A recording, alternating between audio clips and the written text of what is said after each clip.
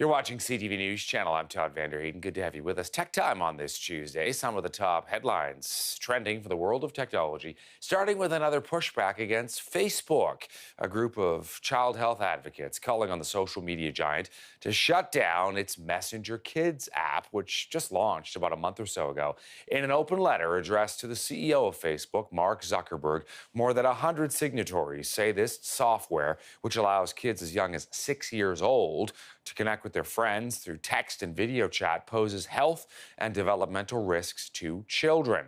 While the app has strict parental controls and contains no advertising, the concern here is that young kids are not prepared for online relationships and they lack a full understanding of things like privacy. Let's bring in our tech analysts here. We've got Carmi Levy standing by in London, Ontario. We've got Aaron Burry standing by in Toronto. Carmi Levy, you are the father of kids. What do you think about a messenger for children? Well, I remember when it was first announced, Todd, I was concerned that Facebook was going somewhere where the industry hadn't previously gone. Basically, they crossed that line, that 13-year-old line below which you're not allowed to advertise to kids, and no other social media platform had ever touched. And now, because Facebook consulted with the National PTA and some other organizations, they said we're in accordance, we're complying with all applicable laws, and all these experts say that it's okay. Put lots of controls in place and said we'd rather put these tools in the hands of parents and let them guide their kids. But the problem is it's like Pandora's box. Once you've opened it up, there's no going back. And what you're essentially saying now is that it's open season. It's okay for the industry to start targeting kids who are young enough to use these technologies without really understanding the implications of them. So, of course, once Facebook goes there, inevitably everyone else is going to go there as well, and then it becomes open season. We don't have a legal framework to deal with this, and we certainly don't have the tools to give parents to make sure that they can guide their kids accordingly. The flip side of this, of course, is that, if you don't make a tool like Messenger Kids available, kids are going to use it anyway, and parents, because their kids want to be on the same tools that all of their friends are on, they're going to want to be on too. It's the devil you know versus the devil that you don't. There's no easy answer. And as a result, we're now seeing this back and forth that's probably never going to end. Let's bring in Aaron Burry to the conversation. We know this is just the latest in sort of a wave of backlash washing over Facebook. Your read on whether there's any benefit to this Messenger app for kids? Well, Todd, I'm not a parent, unlike Carmi, I can't relate firsthand to what I would or wouldn't let my kids do. But I think this speaks to a larger issue that we've talked about on this program, which is the addictive nature of these social networks. Some of the founders of Facebook have come out to say, we specifically designed this technology and this platform to be addictive, to give you dopamine hits when you get a like or a comment on a post. And what we're doing by releasing apps like Messenger Kids is getting them into that habit earlier on in life. So do I think that there's merit to this letter? Absolutely. But to Carmi's point, just like my parents wouldn't let me watch Melrose Place as a kid, and I just went down the street to my best friend's house to watch it, kids are going to find a way to use these social networks. So do we want them signing up for a regular Messenger account by inputting fake details and maybe not being able to monitor their conversations? Or do we want to be able to do it within the framework of Messenger Kids, which has parental controls, and we can at least see what they're doing under our nose? So I agree that maybe in theory it shouldn't exist, but I think in practice we have to plan for it. All right, there's another issue. This one relates to the feed, which so many people use. And let's be honest, 2 billion people are on Facebook. This one has to do with the use of local news. And the CEO of Facebook, Mark Zuckerberg, saying starting today, the social media platform will be bringing its users more local news into their feeds. The reason behind the change, according to Zuckerberg, is that local news is related to civic engagement. And for a long time, people have said to the folks at Facebook that they want to be more connected with what's going around them. Okay, let's bring in your take on this, Carmi Levy.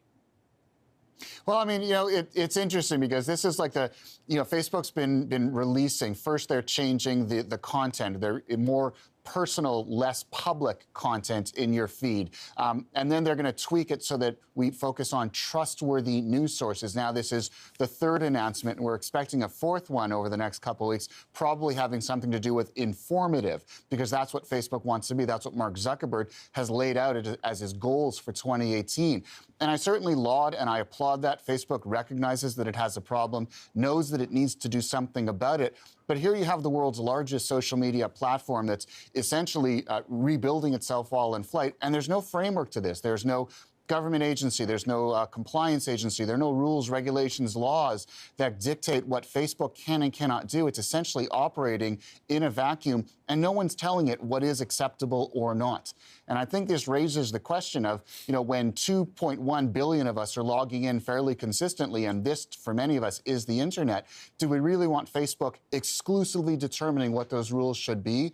Or is it time to have a broader discussion over whether Facebook now has too much power, whether its influence is as positive as we'd like it to be, and what we're willing to do as a society to get back into that point of balance? I think now is the time to start having that discussion. And for governments, much as I hate overregulation, it's time for governments to start being part of that conversation too. One of the things as well, Aaron, that Mark Zuckerberg is talking about is this notion of trusted sources. And it relates to what Carmi just said. Facebook really under fire over so-called fake news and posts being intentionally planted on the platform and having who knows what effect on people's views of the world around them. So by bringing in some trusted local news sources, they can try and fight that.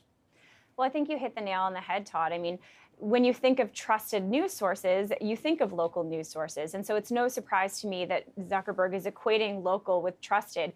If you know that the reporter working for the newspaper down the street is reporting on the news, you're probably more likely to trust it, and it's probably more accurate than some of the sources you might find online. And if you look at the average Facebook user, myself included, I'm already, liking the pages and following the pages of most of the local media outlets in Toronto or in Canada, as well as some international sources for sure. But we're inherently interested in local news. We're interested in what's happening in our community. So it kind of goes against what they said recently, which is that they're going to cut down on branded posts in our feed to then turn around and say, oh, just kidding, we're actually going to let some through, but it's only going to be from local outlets. So it'll be interesting to see how our feeds change over the next months as these rules come into play, and whether we'll see less or more content from local publishers.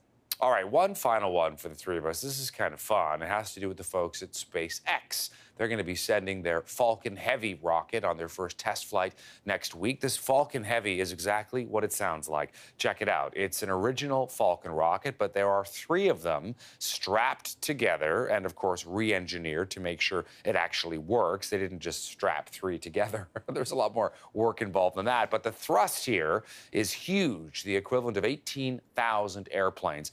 The whole rise of private space travel and these sorts of rockets. Getting a lot of buzz, of course. NASA, in fact, has already sold out tickets for the viewing party here. And Carmi, if the launch is a success, as of course the folks at SpaceX hope, what possibilities does it open up? Well, this could be a game changer. It's real easy to dismiss it as a publicity stunt. Elon Musk, there's no cargo on board because it's a test flight, it's a prototype. He's putting his personal Tesla Roadster on top of the rocket inside the shroud, and he says it's going to be playing Space Odyssey by David Bowie as the rocket launches. And then it's going to go into an orbit, a heliocentric orbit into deep space, where it's going to fly for forever.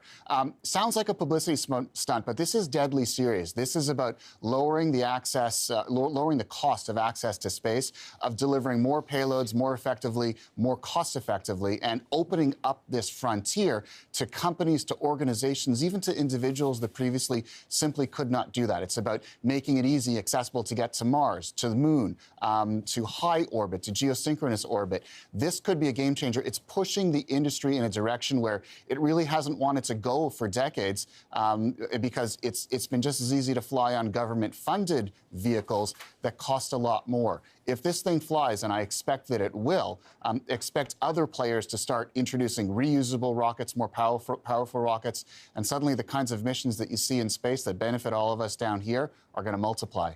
Aaron, your take on this mega rocket?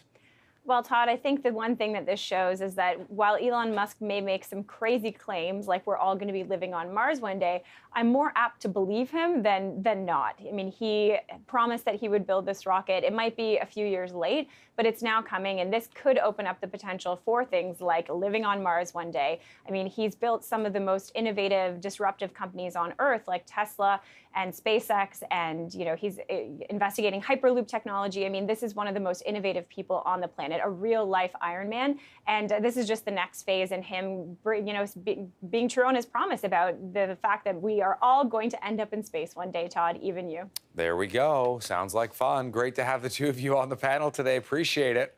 Thanks, Todd. Thanks, Todd. Aaron Burry, Carmi Levy. By the way, that Falcon Heavy rocket set to launch in early February. Here's a way for you to join the conversation and connect with us on social media. You can find CTV on Twitter, Facebook, Snapchat, and you can connect with me on Twitter and Instagram.